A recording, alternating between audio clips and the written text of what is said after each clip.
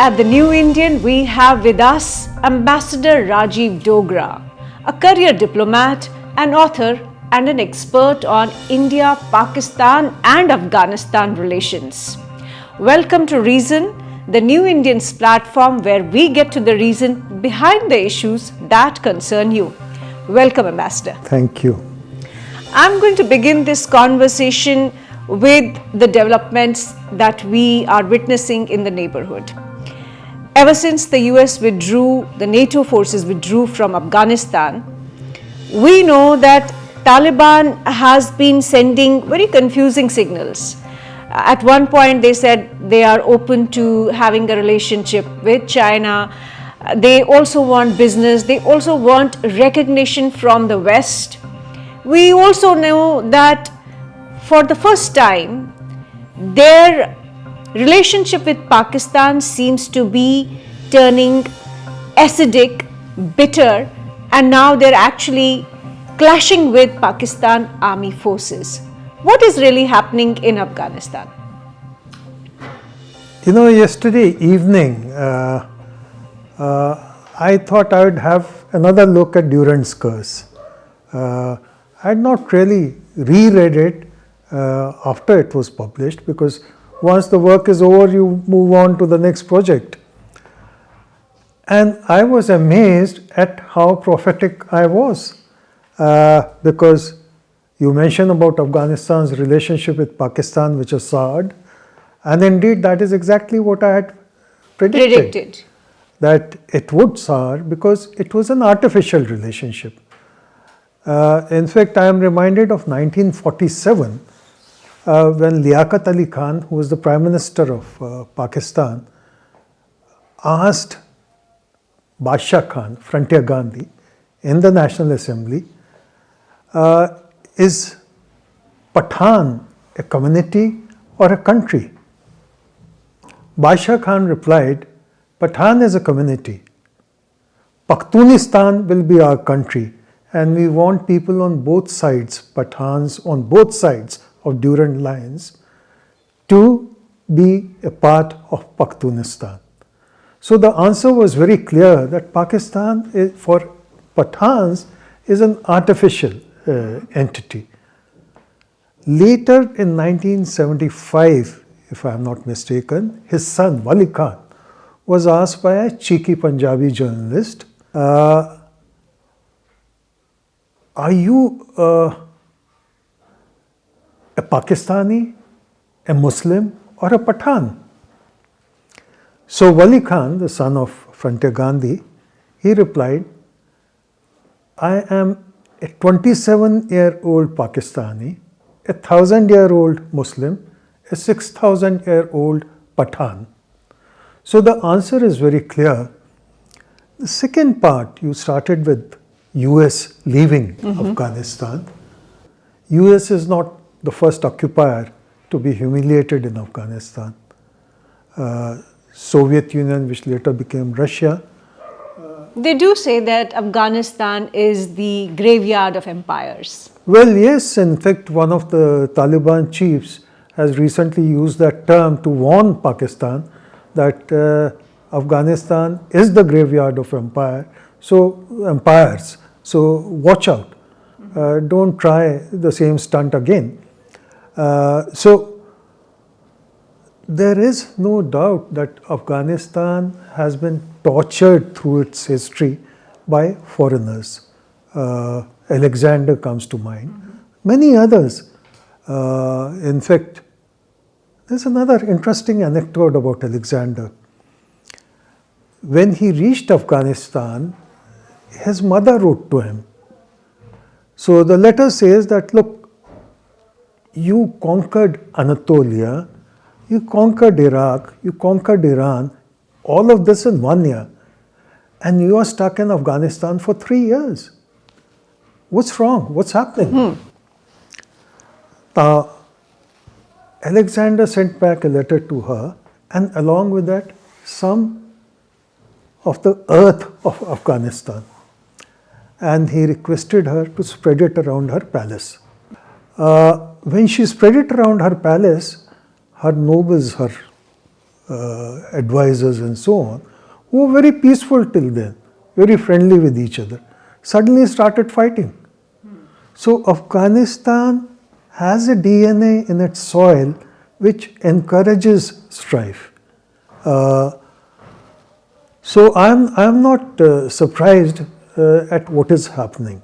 But that brings me to the question. Pakistan created Taliban. Pakistan supported Taliban.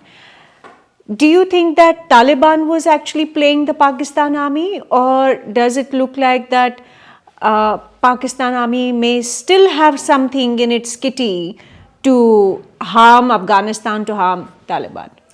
America and Pakistan created Taliban or encouraged its creation. America got humiliated by the Taliban, which it created, and it had to retreat after 20 years plus. Pakistan no doubt thought that it was a different ball game altogether as far as it was concerned. They call Taliban its strategic asset. I mean, they've been using this term so often. They think that their game in Afghanistan has been bigger than the great game itself. Exactly. The only thing is that the rules of the game can change unexpectedly. It happens all the time, and it has happened in Afghanistan. The second thing is our mistakes, the global mistakes. We have been taken in by Pakistan's pressure words that it is a strategic positioning for the Western world, at least, sometimes even for China and for the Soviet Union occasionally. And West in particular got taken in by its so-called strategic positioning. But people forget that much more than Pakistan, it is Afghanistan which is positioned strategically. Look at its neighborhood, starting from Pakistan to Iran to Soviet Union earlier, China, and not too far from India. So Afghanistan has surrounded itself with countries which are important, and hence its importance, and hence the possibility that it can play one against the other, or it can play all sides at the same time. And Pakistan thought that it was cleverer by the half, that it could control Afghanistan and its creation, the Taliban, or its half creation, the Taliban. But that is not how the games are played. The great game previously, in fact, great game ruined Britain. Exactly. People don't know that the cause of ruination of Britain or East India Company initially was the great game that they pretended to play. Absolutely. Now, let's go back to this Pakhtun identity. We did see a Pashtun movement in Pakistan in the last few years. We are seeing this resurgence of Pakhtun identity, which you very eloquently referred to when Wali Khan said that, you know, we are basically more than 6,000-year-old identity. What is this Durand line basically curse, the book that you wrote, Durand's Curse? What is the curse really? When I started researching for the book, I had no clear idea why I was writing this book. I mean, after all, many Indian authors have referred to Durand Line and said that there should be the border, recognized border between Afghanistan and Pakistan, because that is the line. And this was the theme song of most of the Western writers. But then I started looking at the British writing. And I was surprised that British, who was so particular in giving details of every agreement, just did not go beyond a single line on Durand's agreement. To give you a very brief background, what I found was that the British young officers in the beginning of 19th century were taken up by this very romantic vision of going into these wild lands and taming them. And that is why the name Great Game. It is started by a young captain called James Connolly, later taken up by Kipling, who made it famous. But really, that was the game, that they would go into Afghanistan, occupy it, make it their own little kingdom, and keep Russia away. Russia at that time was 2,000 miles away from anywhere near India. So the British fear was totally unfounded. And Russian maps, incidentally, till the beginning of 19th century, till about 1838, did not show anything beyond Khiva. So Russia kept on saying. But Russia was an expansive empire. It had become an empire by occupying more territory on the western side of its border. Eastern side of its border also in this case. Yes. And it kept saying, we have no interest beyond the Amur Darya, which is the border of Afghanistan with Central Asian states today. And it kept its word. The only thing is that Brits were so taken up with this romantic idea of occupying the highlands of Afghanistan that they totally ignored all this. And they totally ignored the fact that Russia was overstretched already, and it will not be able physically to reach any part of Afghanistan. Besides the fact that it kept saying, we are not interested. There was, of course, that niggling worry that Napoleon, and I think it was Paul I of Russia in 1800, decided that, let's march towards India. And Napoleon wanted to come to India riding on an elephant and found a new religion. But that was just a fanciful idea which he gave up. But Paul once sent about 30,000 Cossacks who got trapped in ice even before they could cross Central Asia. So that was given up before it began as a serious sort of a venture. But as I said, the Great Game was so fascinating for these youngsters that they got taken in by the idea, and they made sure that their superiors were taken in. So the Governor Generals of East India Company also thought that they'll become immortal if they reach Afghanistan. And in a way, by reaching Afghanistan, they would be preventing others, whether it's France, Iran, Russia, or so on. So where did this Mortimer Durrant's line come from? How did it happen? Why did he draw this line between the Afghan Pashtuns and now the Pakistani Pashtuns? Why was this line drawn? What was the aim? So I'm glad you're persisting with this question, because that was the answer to my quest. Why this line? So it was part of that Great Game syndrome that maybe India would be attacked by Russia or something else. So we must have a little more territory so as to safeguard India's interests. Because essentially it was a question of going further northwards and at least coming to the foothills of the mountains so that invaders do not have an easy access to rest of India. Now, it was a very clever plan by the Foreign Secretary of India at that time, Mortimer Durrant. By this time, Britain had taken over from East India Company.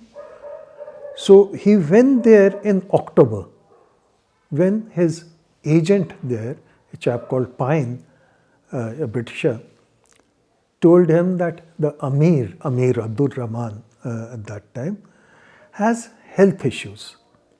And those health issues tend to accentuate towards winter, and he is not quite in control of his senses. Now, this was the great discovery I made by looking into British archives, looking into medical records of that king or Amir by British doctors, one female doctor and later a male doctor. Now, they both had the same diagnosis that something goes wrong with them as winter approaches. So this Foreign Secretary, Mortimer Durrant, goes to Kabul, presents him, despite Britain and Afghanistan having agreed just a couple of months earlier that no document between them would be treated as legal if it is signed in any other language than Pashto. Presents him with a one-page draft with 7 small paragraphs written only in English. This was a language that the Amir neither knew, nor spoke, or could write. Yes. And he just signed on that blank piece of paper, gifting away 40,000 square miles of Afghan territory. Not just Afghan territory, also Baluch territory. Yeah.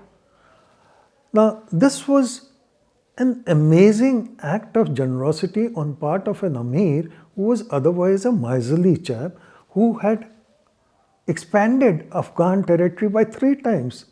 Now, why would a man like that, a person who's expanded, who's revisionist, gift away 40,000 square miles just because someone has asked?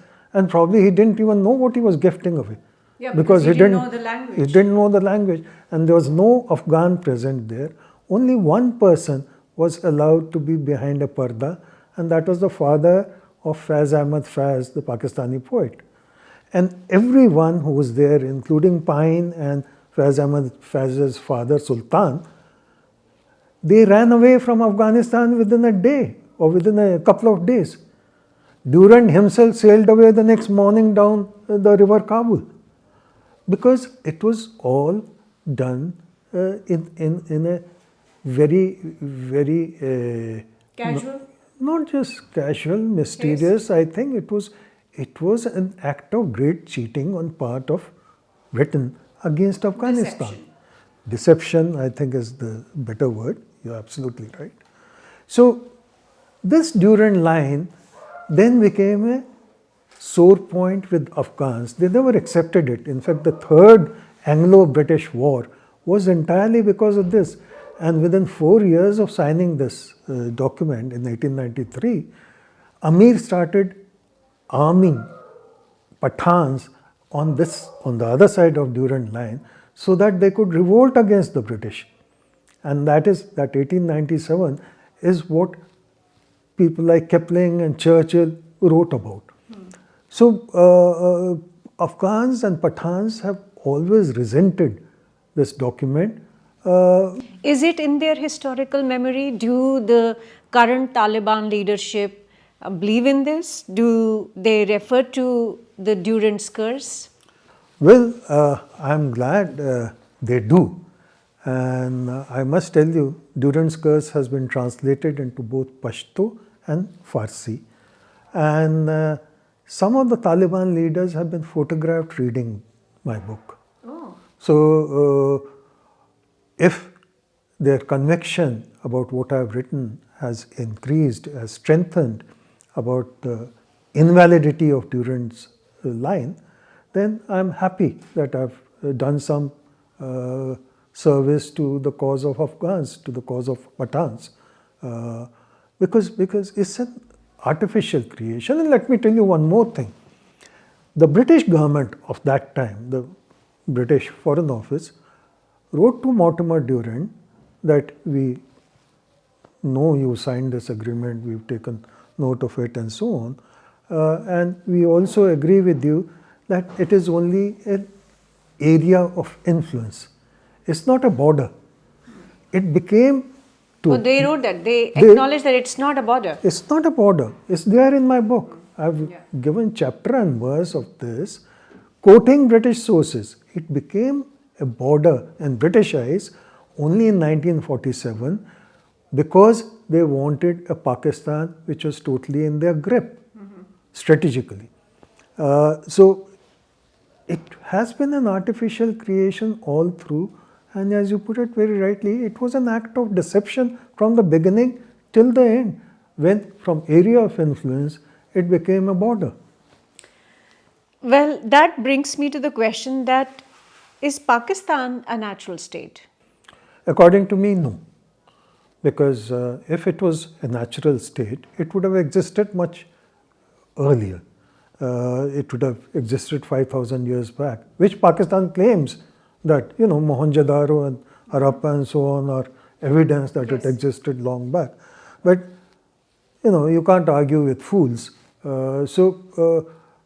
Pakistan is not a natural state, and Let me give you another example. Let me quote Imran Khan.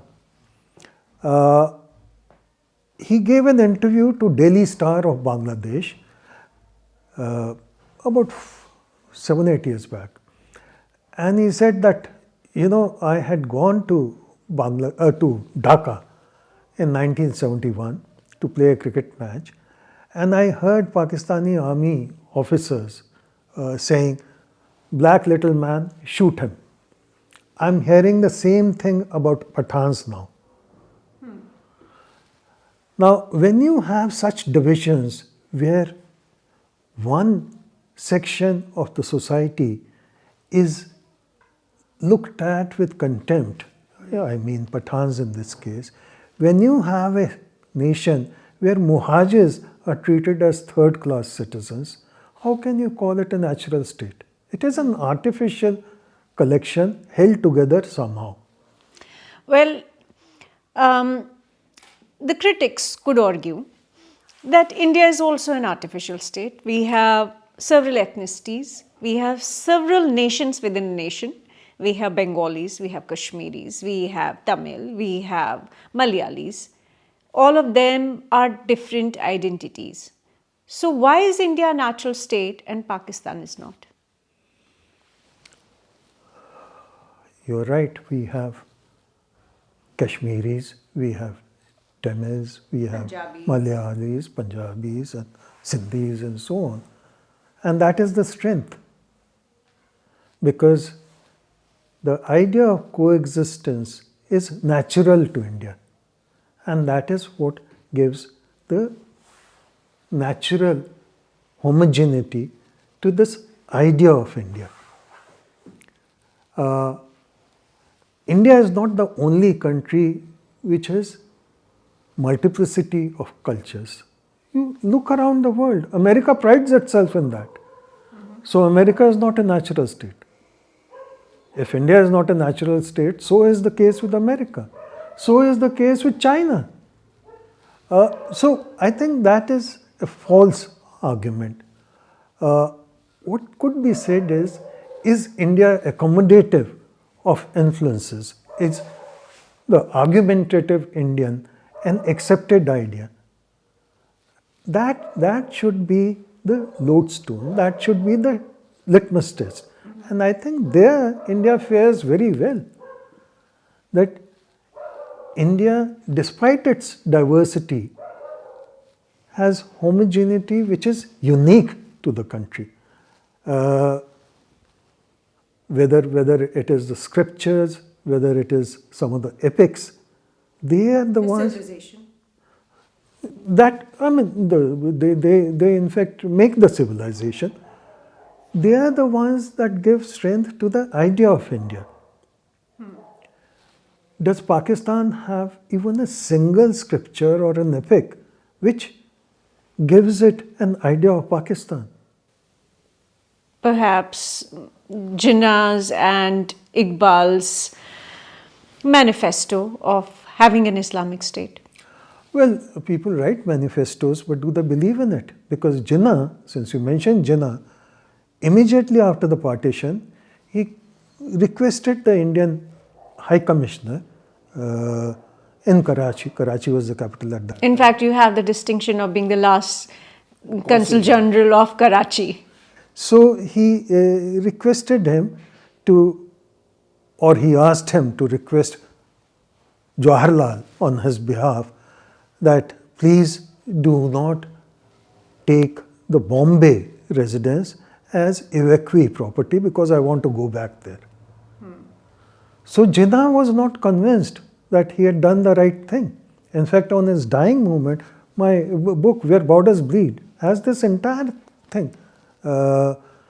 His dying moment, he said that I have committed a mistake. So please, the idea of Pakistan, the idea of Pakistan was smashed in 1971 by Pakistanis. Fair enough.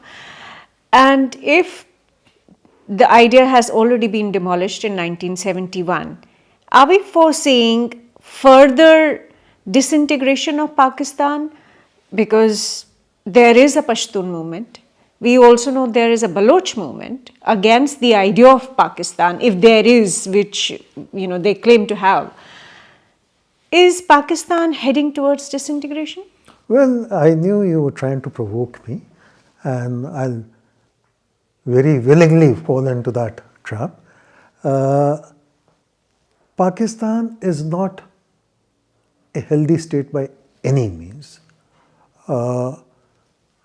Let me give you another example. If you ask a Pakistani where does he come from, he'll probably name the area or the colony that he comes from.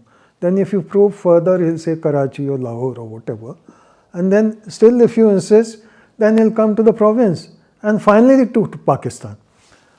Whether it will remain as Pakistan is not for us to speculate, it is for Pakistanis themselves to decide.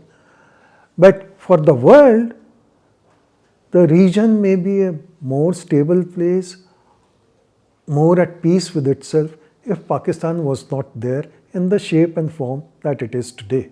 Because it is the source of all troubles, whether you talk in terms of what is happening in Afghanistan or in terms of, the occasional forays into across the LOC and across the Indo-Pak border. It's not a healthy state of affairs. So Pakistan in the shape it is today, or in the form that it has bequeathed for itself, is neither good for itself, for its people's development, nor for the region. Let's talk about Balochistan. Balochistan, in fact, was probably the first independent country soon after partition happened. But then Pakistan usurped Balochistan. That's what the Baloch nationalists say. How strong is their argument? Not just Baloch nationalists, but Jinnah also said the same.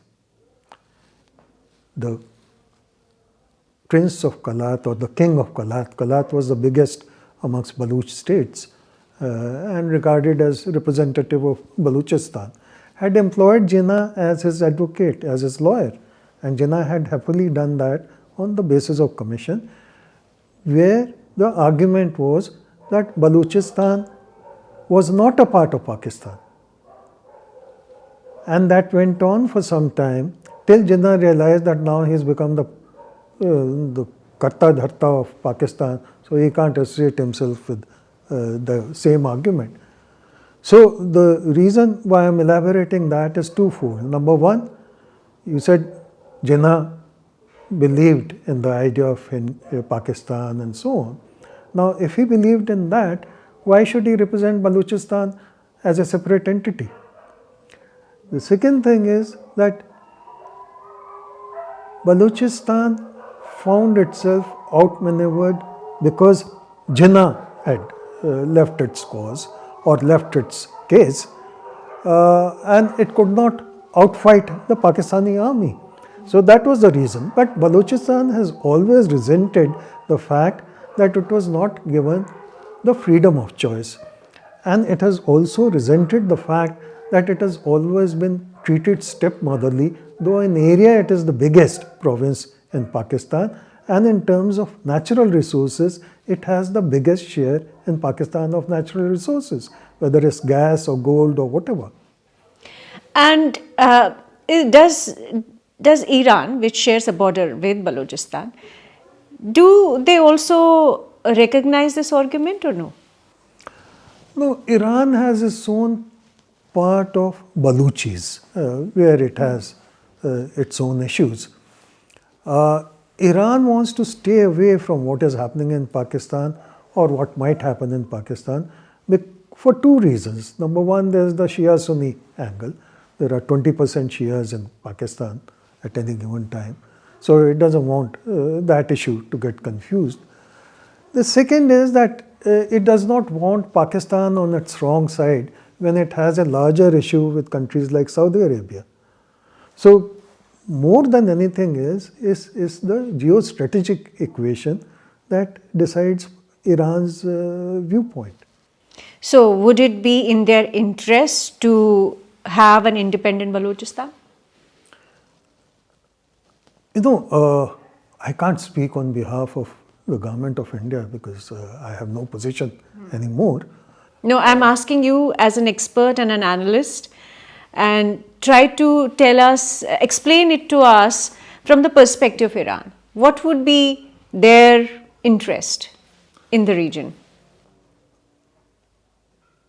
I don't think I should speak on behalf of Iran, but since you asked me, I think the way things are developing and the way Baluchis have been treated by every Pakistani leader, be it Zulfikar Ali Bhutto, Musharraf, or the present regime, is not a fair treatment.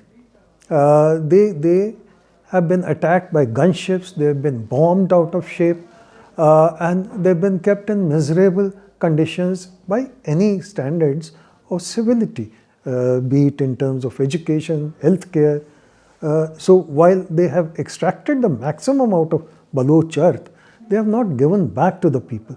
For example, the Gwadar, Baluchis are not allowed any longer to buy land there or to settle there.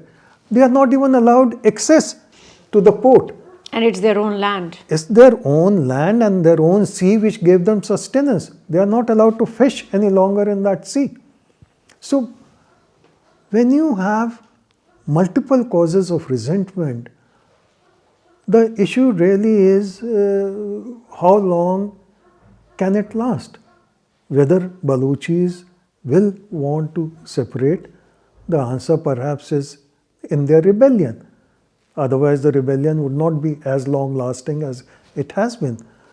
Whether it is possible for them to separate, I have my question marks on that, because Baluchis essentially are just about 5 to 6 million people.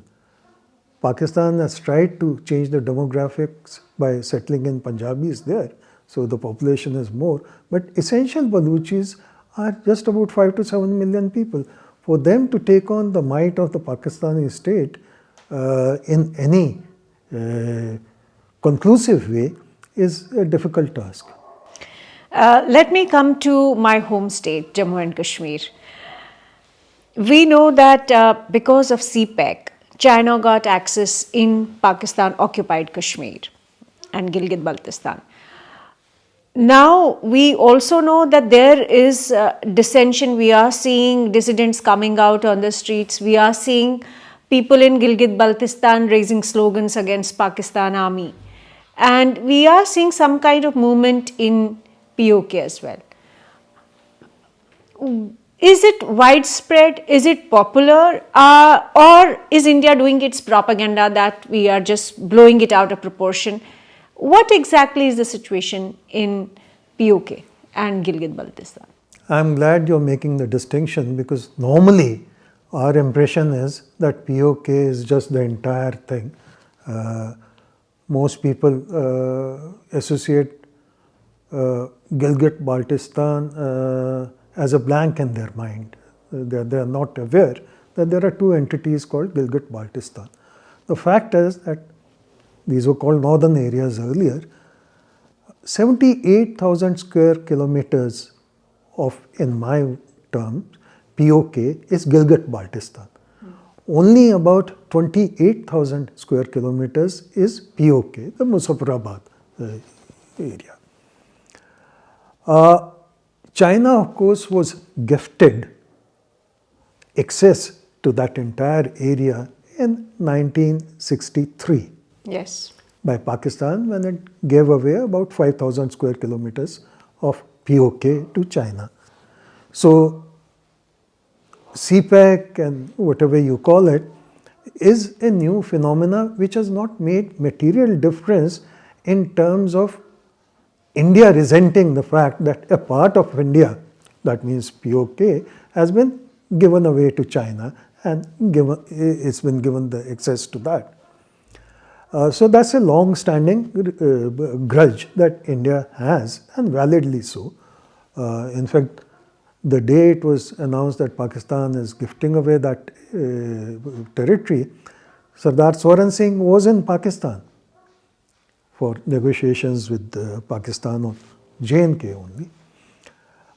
And he came back by the next flight.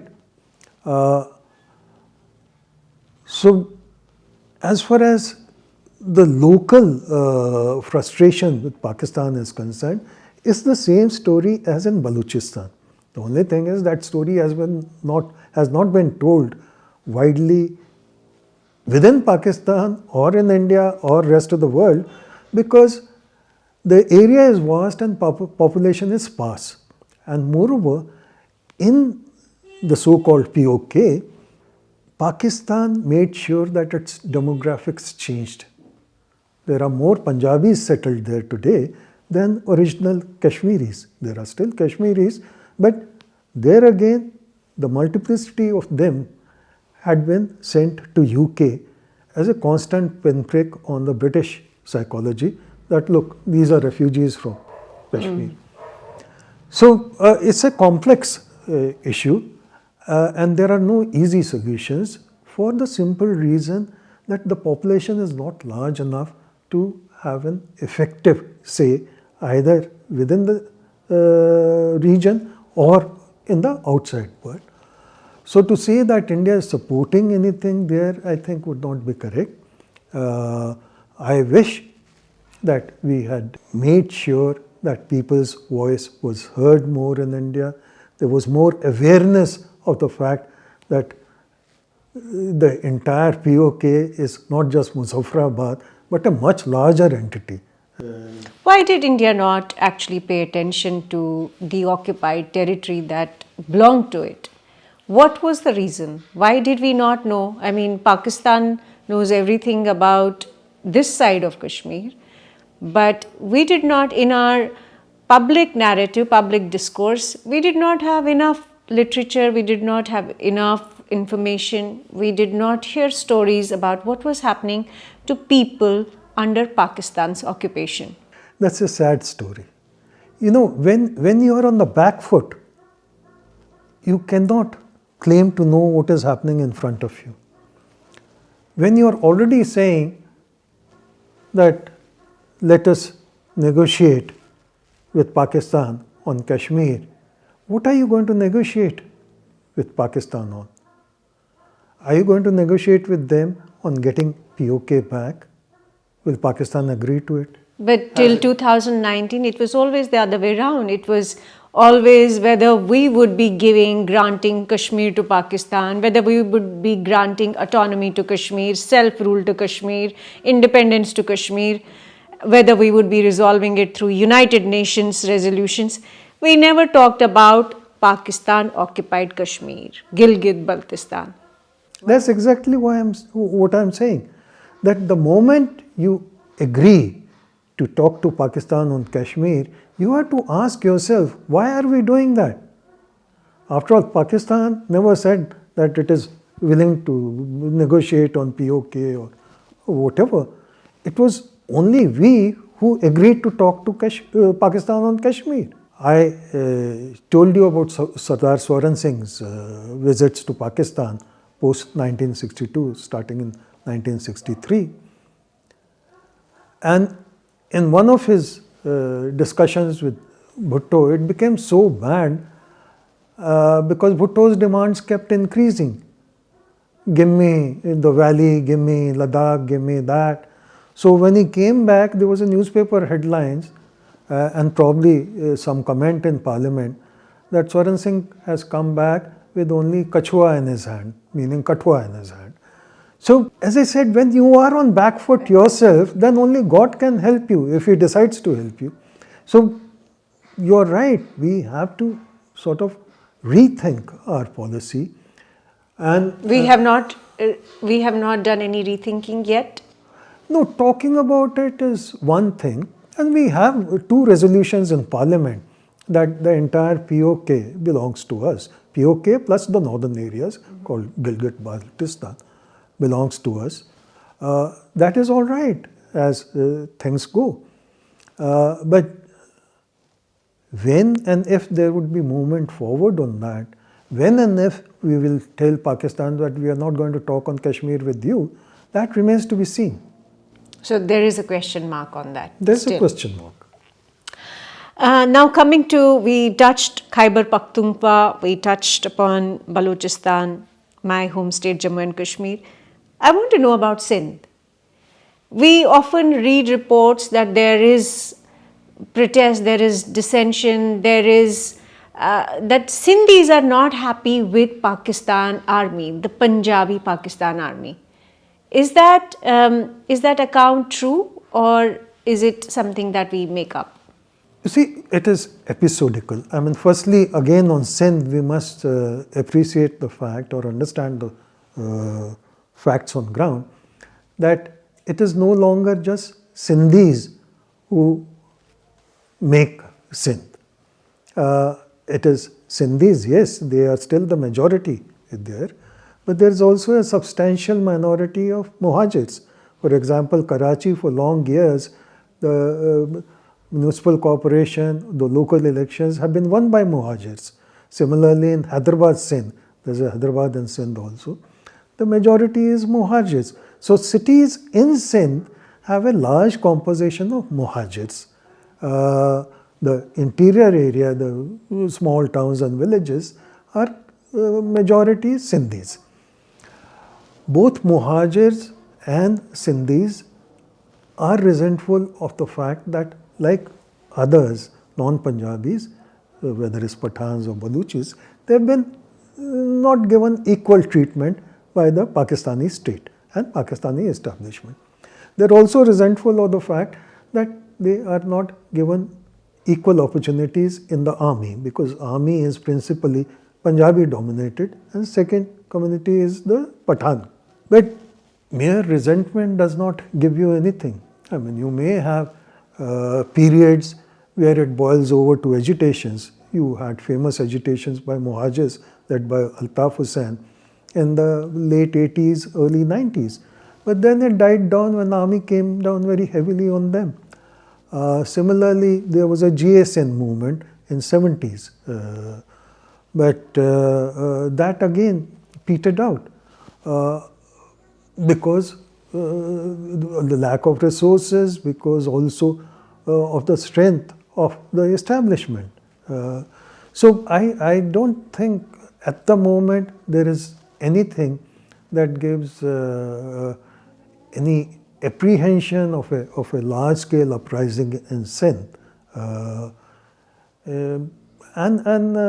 You know, beyond the everyday frustration, there are no causes also. If Balochistan and then Khyber Pakhtunkhwa, Gilgit-Baltistan, POK, if we see uprisings in all these territories and among all these ethnicities, do you think that Pakistan army can sustain the idea of Pakistan which is prevalent right now? And do you think that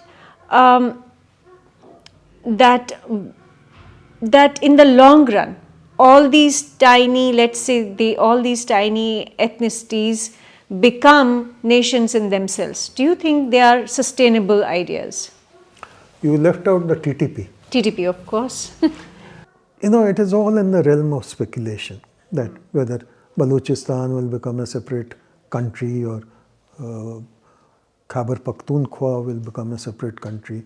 There is also a resentment that you know, Afridis and so on were deprived of their separate existence by merging into Khyber Pakhtunkhwa. All these are there, but these are, as I said, at the moment storms, but containable storms. TTP is a more serious storm at the moment because remember a few years back, TTP came almost within 40 kilometers of Islamabad. Yes. And there was a real fear that it might take over the capital. And that is when Pakistan requested America to use its drones to bomb out the major figures of TTP, which it did successfully. It is still not that potent a force once again, but a recent statement by Pakistan's Interior Minister put the figure of TTP cadres at about 50,000, which is not a small number. So there are these eruptions which are taking place constantly in Pakistan, and more recently, more often in Khyber Pakhtunkhwa, in the frontier areas. Whether these eruptions become a storm remains to be seen. And given that India shares border with Pakistan, do you think it will? Many people have said, many experts have been saying it for very long, that an unstable Pakistan, a destabilized Pakistan, will be harmful for India, that it will bring more instability in India. Do you agree with that point of view? I think that's the most naive view or theory that has been put forward by people. A stable Pakistan is, it's the same thing as saying that, if Pakistan was both West Pakistan and East Pakistan, it would have been good. My response to that is that just imagine your neck, India being the neck, and you are being squeezed from both sides. Would that be good? So, 1971 was a brilliant stroke by Mrs. Gandhi, and East Pakistanis themselves rose up against Pakistan and created Bangladesh. Stability in Pakistan has never been good for India, whether it was during Zia's time, it was a very stable time. Musharraf's time, it was a very stable time. The amount of terrorism which happened in India was really painful. Yes.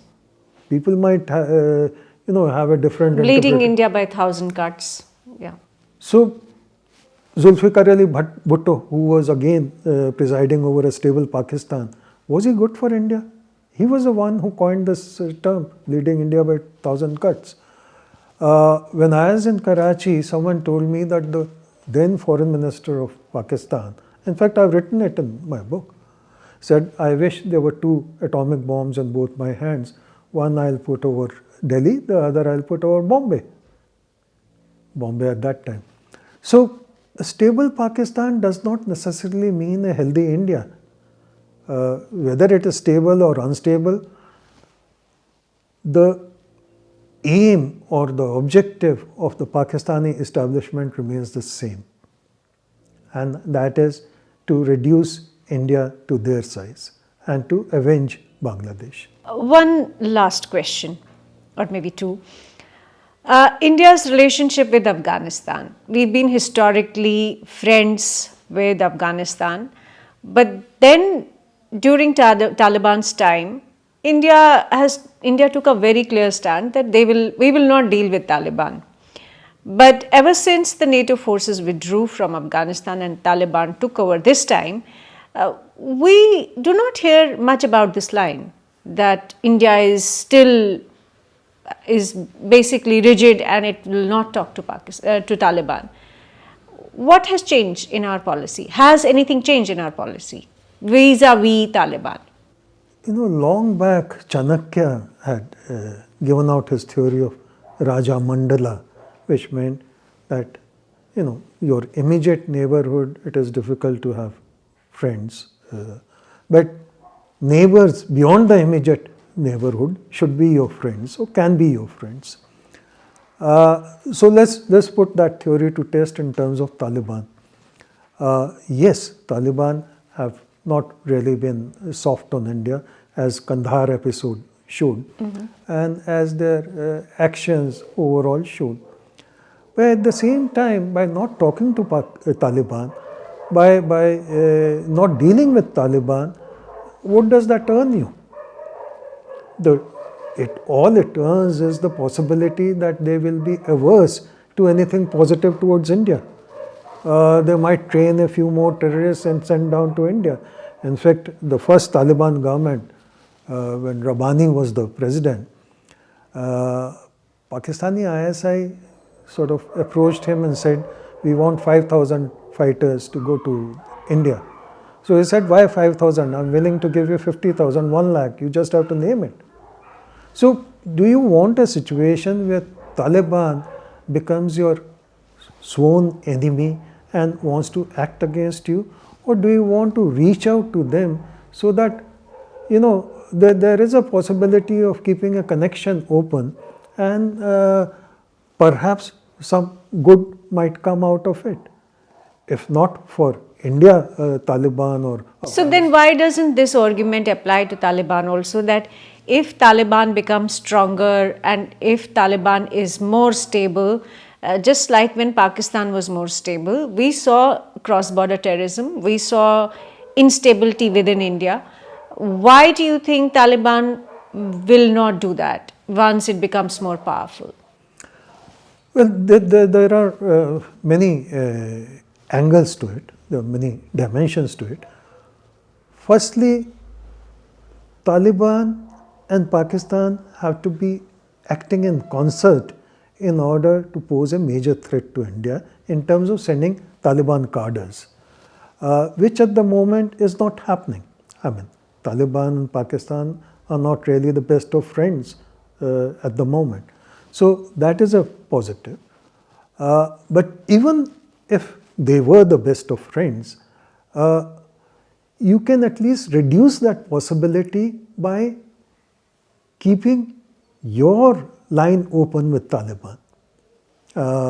Maybe sort of an irrigation scheme there, or a hospital there, or supply of medicines there will enable you to reach out to the right quarters and present the facts that we have nothing against Afghanistan or Afghan people, or even against Taliban, except for promoting the human rights and promoting goodwill and relations. So I don't see any harm in reaching out and stretching a hand of friendship or understanding towards the Taliban regime. You are, like any other human being, unhappy with the fact that they are not treating their women the way they should be treated. They are not giving them the opportunity for education or free movement.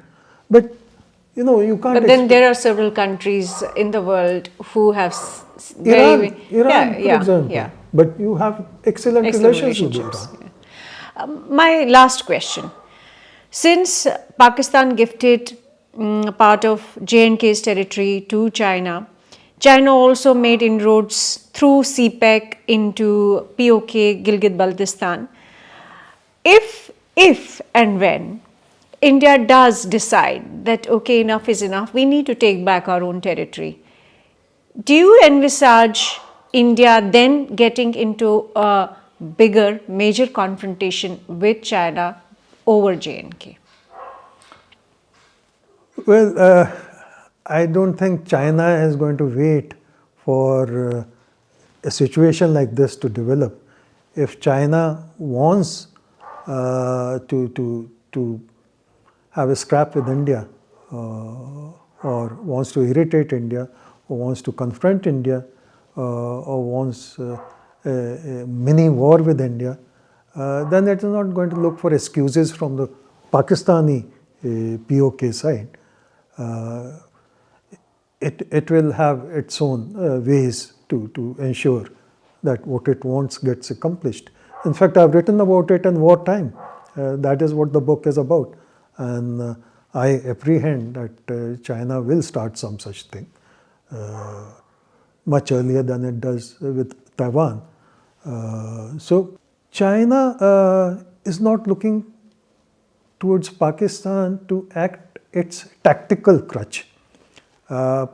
China might want Pakistan's strategic help in case of a confrontation, and Pakistan in turn may be looking to China to be its major support in case of a war with India. I hope it never happens, these things never happen, because any conflict is bad for both sides.